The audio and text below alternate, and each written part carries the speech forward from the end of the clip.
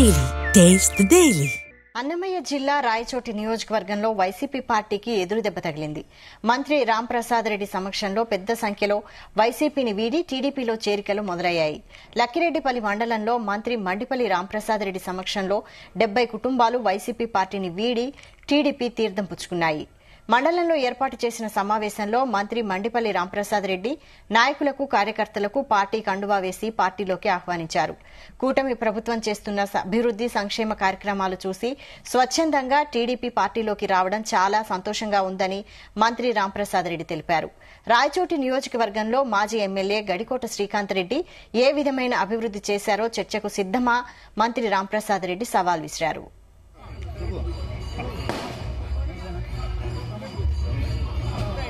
రాయచోటి విషయాని కోసం మాట్లాడతా. 6 మండలాలు ఒక మున్సిపాలిటీ ఉన్న రాయచోటి ఇది. నేను ఛాలెంజ్ చేసి అడుగుతున్నా, 15 సంవత్సరాలు భారీ మెజార్టీతో గెలిపించారు శ్రీకాంత్ రెడ్డిని. నన్న 3000 ఓట్లతో గెలిపించారు. ఆయన ప్రతి ఒక్కసారి 45,000, 55,000, 60,000 ఓట్లతో ఆయన గెలిపించినారు.